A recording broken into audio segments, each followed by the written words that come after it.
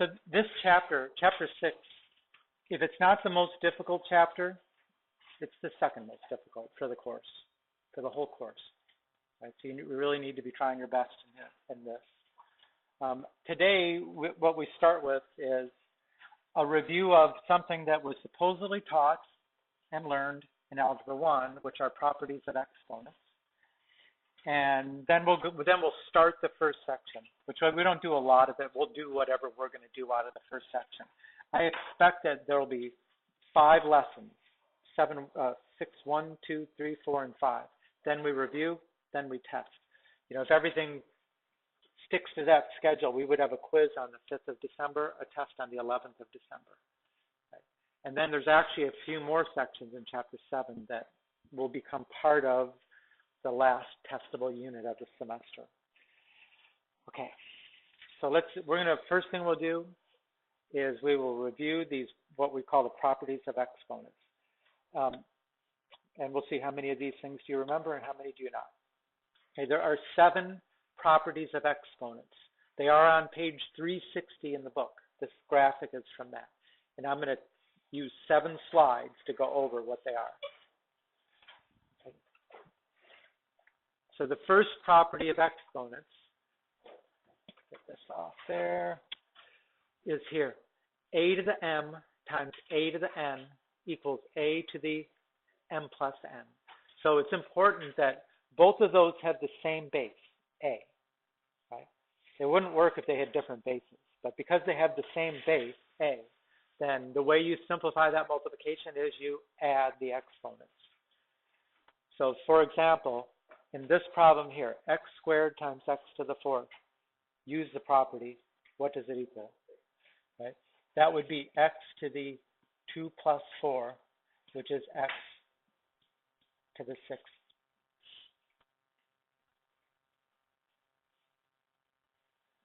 Right? If I wrote this out just to see where that comes from, you know, what does it mean to say x squared? It's x times x, right?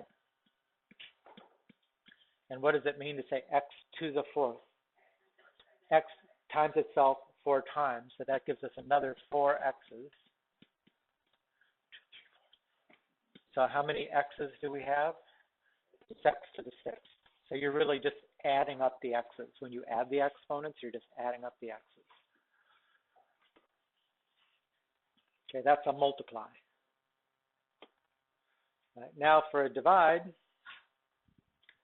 a to the m divided by a to the n, right? You subtract the exponents.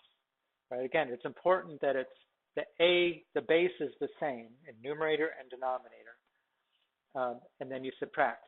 If I was to do the same thing here, right, that if I was to use the property here, x to the 4th over x squared, I would write it like x to the 4 minus 2, which is x squared.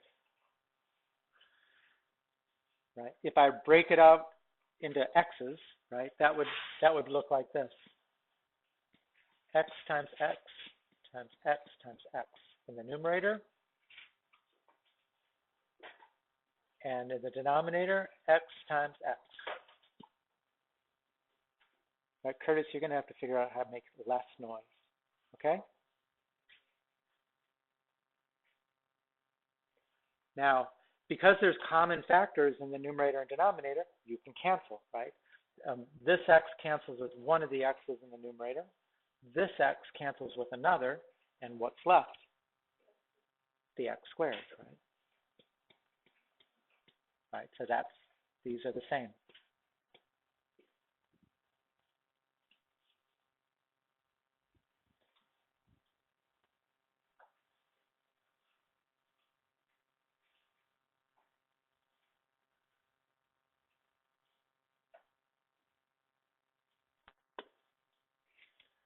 Okay, x to the 4th over x to the 4th. If I use that same property we used on the last slide to simplify that, that would be x to the 4 minus 4, which is x to the 0, right? But what is anything divided by itself? It's 1, right? So the property is x to the 0 equals 1. That's the property. Here it says a to the 0 equals 1, which means anything except 0 raised to the 0 power equals 1. Right? Anything to the 0 power equals 1.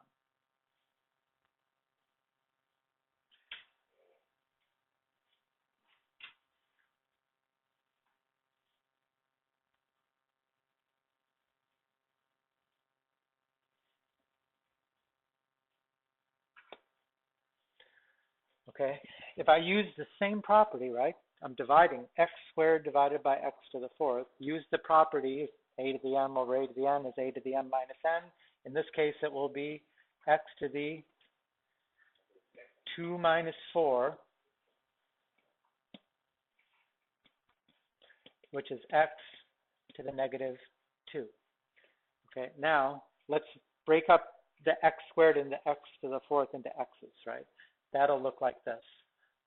X times x divided by x times x times x times x. Right? Now we do the same thing we did before. We'll cancel the common factors. X cancels with x. X cancels with x. And what's left? There's an x squared in the denominator, right? Which is this property right here, right? If you raise something to a negative exponent, right, you can flip that to a positive exponent by flipping that to the other side of the fraction, right? If it's a to the negative n in the numerator, it's 1 over a to the positive n in the denominator, right? In the same way, if it was 1 over x to the negative 3 in the denominator, then in order to make that exponent positive, you would flip it to the other side of the fraction. Now it's x to the 3rd. So when we simplify expressions by using the properties of exponents, it always says, make sure you use positive exponents, right? We would never leave it with a negative exponent.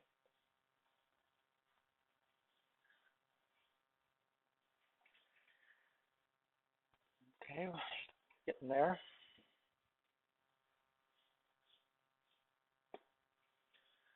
Okay, here, now we're taking a to the m in parentheses, and we're raising it to the n power, right? So how do we simplify raising a power to a power? You multiply, m times n. Right? So this is the one where you add the exponents. This is the one where you multiply the exponents.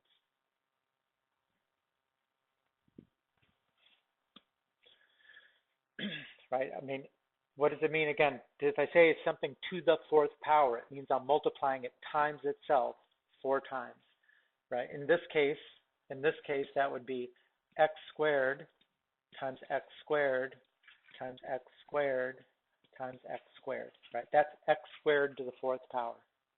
And then I can even take it a step further and say, oh, that's x times x times x times x times x times x times x times x. How many x's is that? 8. Right? So x to the 2, x squared raised to the 4th power is x to the 8th. And it wouldn't matter if I did x to the 4th and squared it, right? It's still 4 times 2.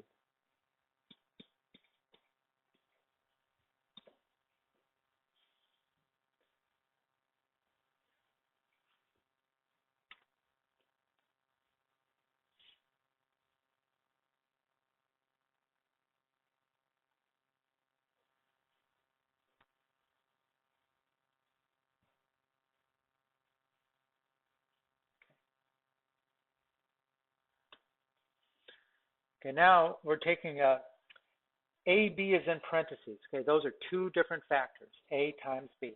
And then outside the parentheses, it's raised to the n power, right? So that simplifies as a to the n, b to the n.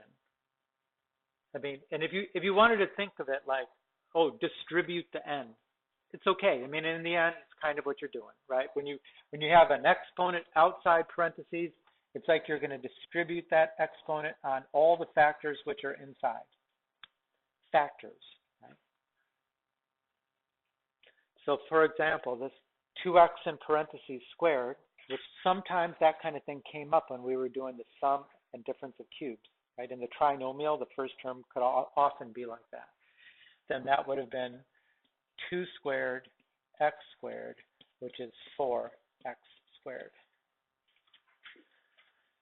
Okay. Now there's a common place where I think we confuse this with another situation where that does not apply, and that is, what if you had x plus 2 squared? Do you then distribute the 2? No, what do you do? It's a FOIL. It's x plus 2 times x plus 2, right? This is not the place that you get to distribute the exponent onto everything inside the parentheses. That's when it's 2 factors. It's one term, so then you can bring that in on each one of these factors. It's not when you have 2 terms, right? Then you're going to have to FOIL, do x plus 2 times x plus 2. So that is a common confusion. And how about this one? 2 times 4 in parentheses squared, right? That would be 2 squared times 4 squared, which is 4 times 16, 64. This is just to show that the property works, yes. Yes. So what if instead of doing that, I just multiplied? What's 2 times 4? 8. So that's 8 squared, which is 64, right? Same thing. Okay, Andrew, Josh, don't sleep.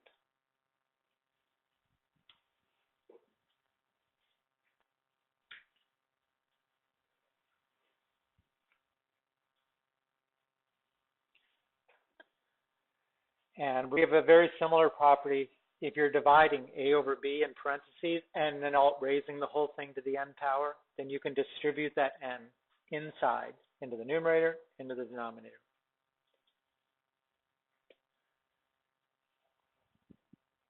Again, just to show the property at work, right, that would be 8 squared over 4 squared, which is 64 over 16, which is 4. Now, if instead of doing that, I just simplified, what's 8 over 4? 2. I get 2 squared, which is 4. Same thing.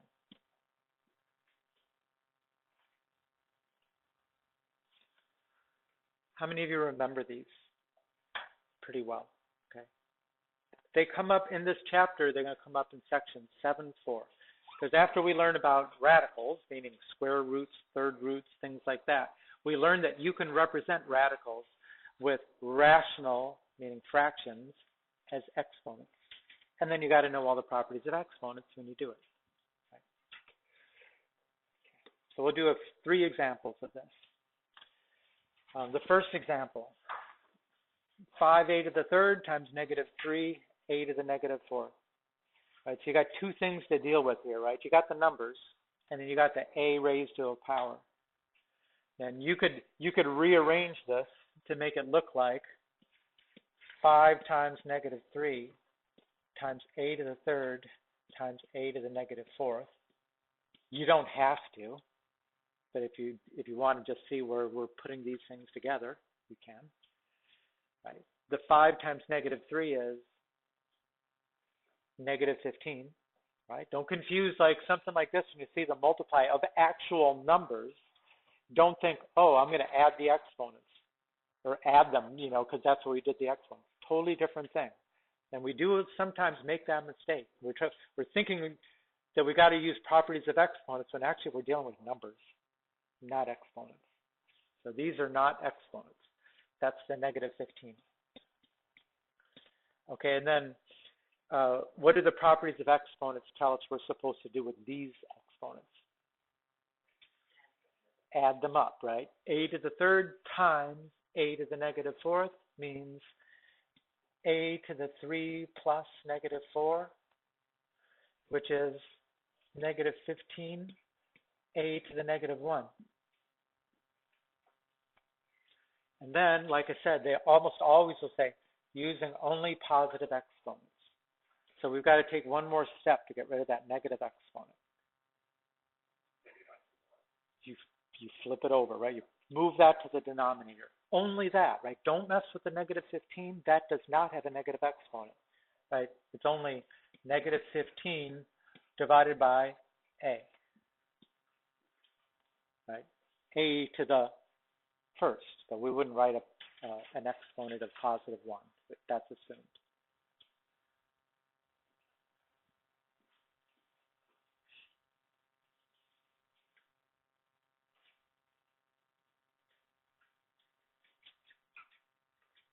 Yes.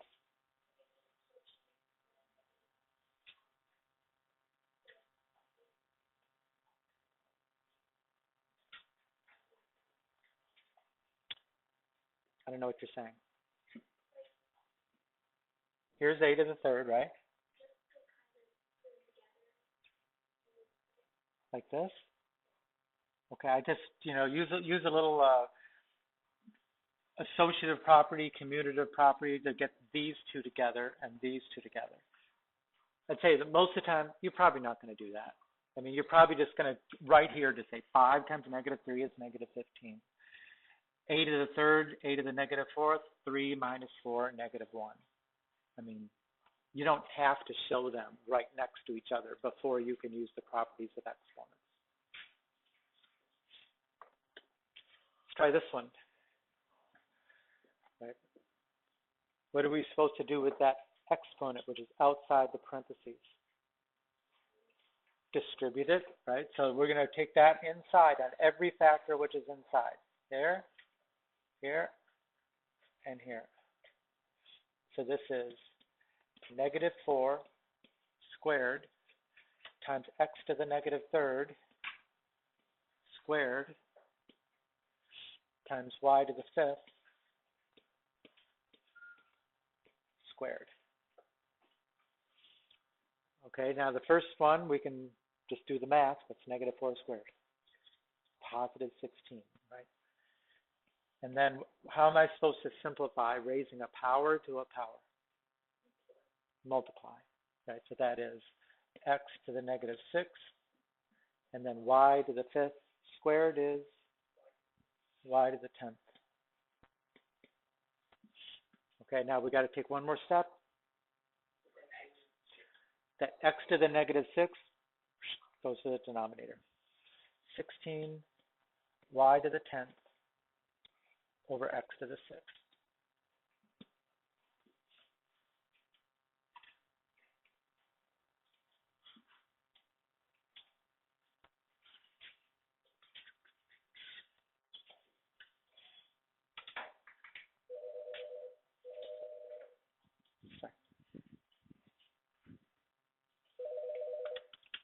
Yes. Yes.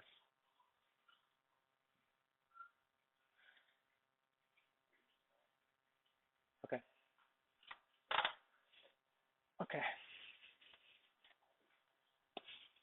So the last one. Right. In this one, we got A's, B's, and C's in the numerator and denominator. Let's see. Now the 4, there's no math to do with that 4. We'll just carry that along. And then what is the exponent on the A here? 1. It's 1. If you don't see it, it's a 1, right? And so this one here too. So what do I do with these exponents here? Subtract. A to the 1 minus 5, right? B to the 6 minus 1.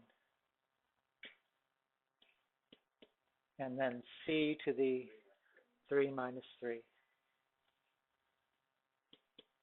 All right, so this is 4A to the negative 4, B to the 5th, C to the 0. Right? So remember, anything to the 0 power, C to the 0 is 1. So that part will simplify. And then what do I have to do with this 4A to the negative 4, B to the 5th? 4B to the 5th over A to the 4th. And the fact that this C to the 0 equals 1 don't also write it times 1, right? We don't do that. Times 1 is the same thing anyways. It's assumed. Now, realistically, is that what I would do to simplify something like this? Probably not. You know, I would probably go like this, which is essentially the same thing. Let me get rid of these blue ones here. You know, if I'm looking at this here, I probably say, oh, there's one A here. That'll cancel one of the A's in the denominator, right? Cancel that and then make that a 4. And there's one B in the denominator here. That'll cancel with one of the B's up here and make that a 5. And then C to the third over C to the third, they cancel. Right? So there's 4, B to the 5th, A to the 4 over A to the 4th. Just simplify the fraction. Okay.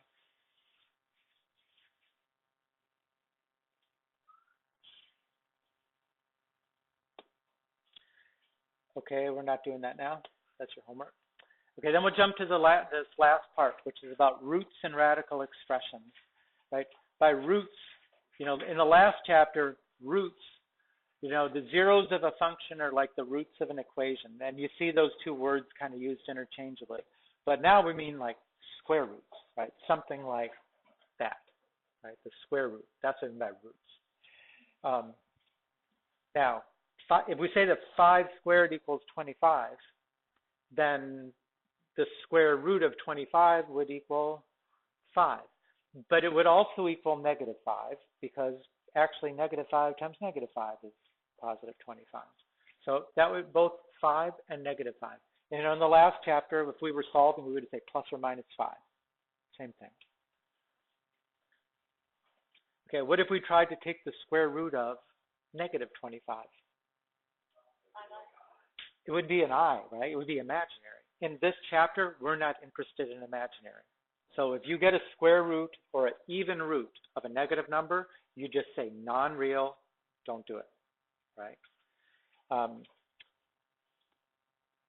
Make sure your calculator should be set in the mode. Make sure it's set at the bottom to real, not A plus BI. Okay, here's a 4 to the third equals 64, meaning 4 times 4 times 4 is 64, right? Therefore, the third root of 64 equals 4. I did 3 here.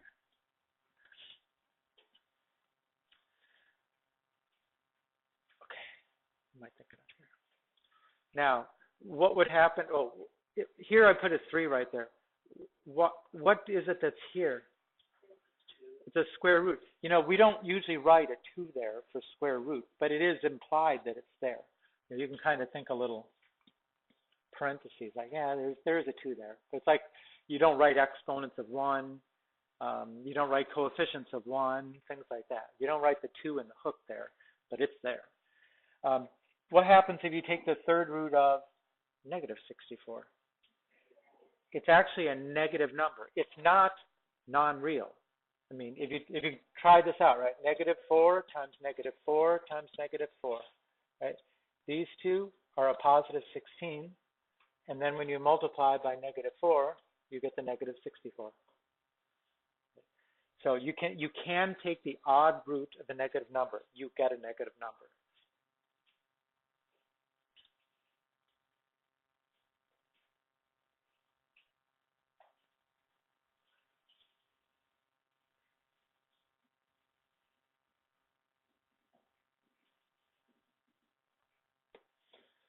Right? Have the 3 to the 4th is 81, meaning 3 times 3 times 3 times 3 is 81.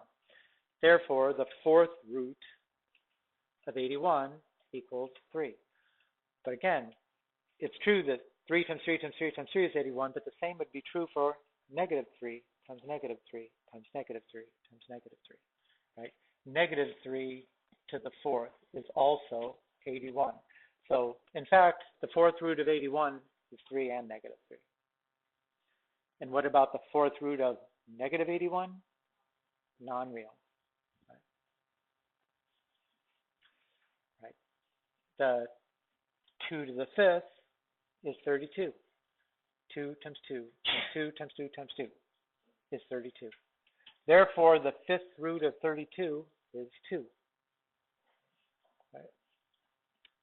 The fifth root of negative 32, right? It's an odd root, means that you can do it, and the answer is negative.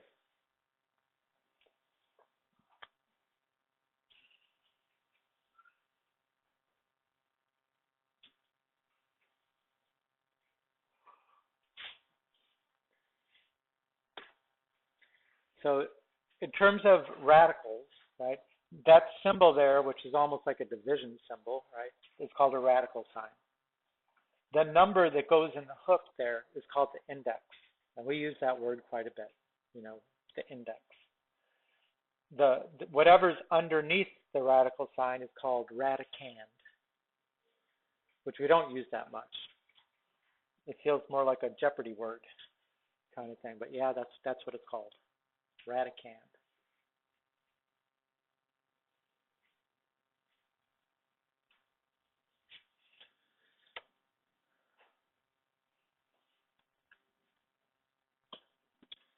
Okay, so on your calculator, I'm pretty sure we all know where the square root is, don't we? See where x squared is right there? Look above it. Okay. So let's say we want to take the square root of 4. Second, x squared, right? There's your square root symbol. Put in a 4, enter. Right, what if you wanted to take a third root? Right? Hit the math key, and you'll see it down there as the fourth option. Right? So let's say we want to do the third root of 27. Math 4, put in a 27. And the answer is 3.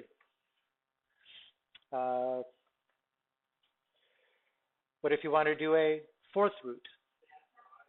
Okay, so notice on the math 5, what it says is xth root, right? It doesn't have a number there, it has an x.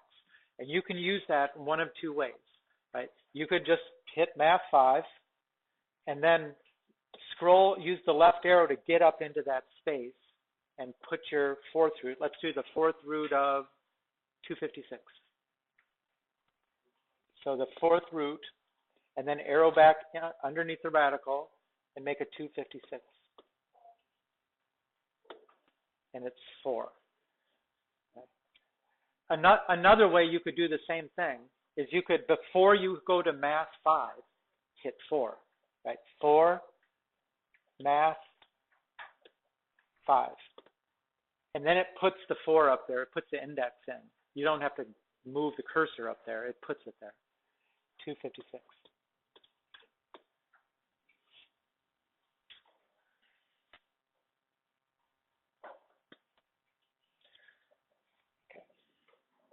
Is it good?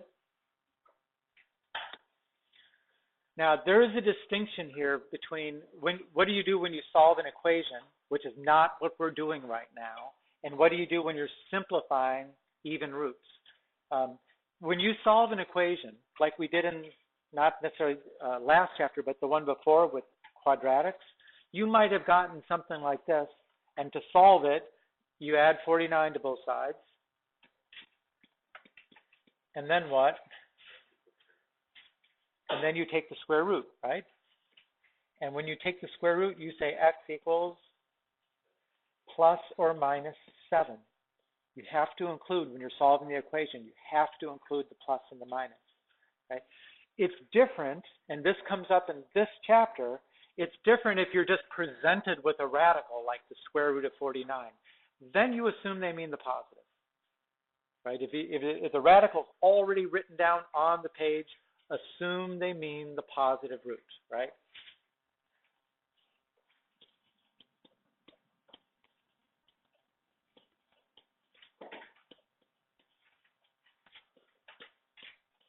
Right? And that the positive square root is called the principal square root.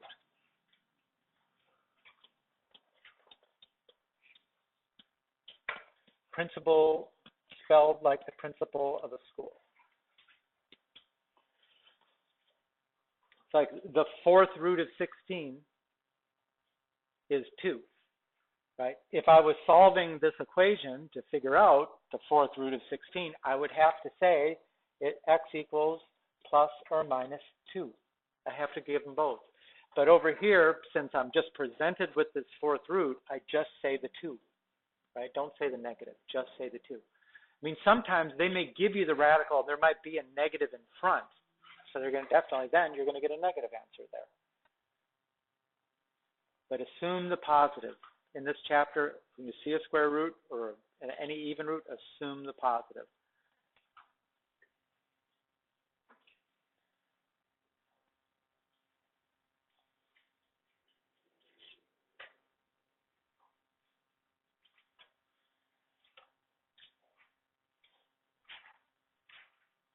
Okay.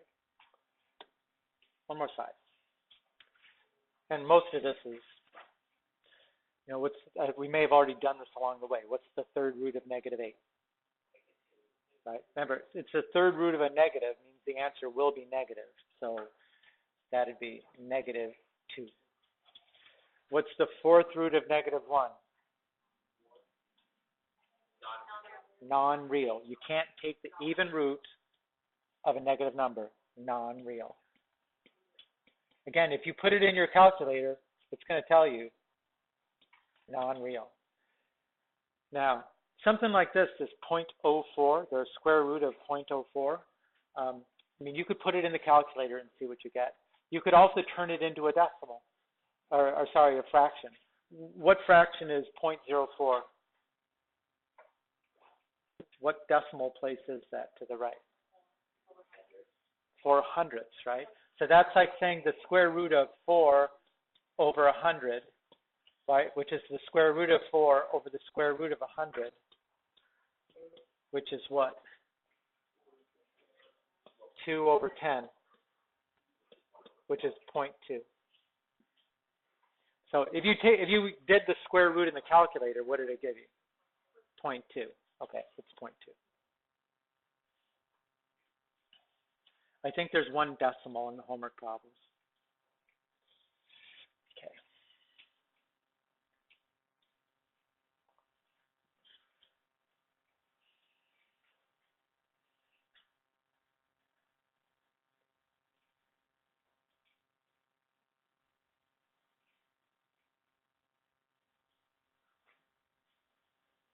Good.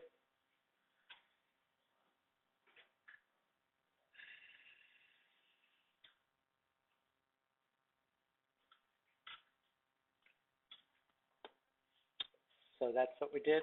That's the homework. These are properties of exponents. And then these are the real little bit of basic work with radicals. You probably get this part done in like 30 seconds. Right? This part, a little bit more. But you need to try to apply those properties of exponents. If you really know them, this won't take long. If you're struggling, obviously you don't know them as well as you should.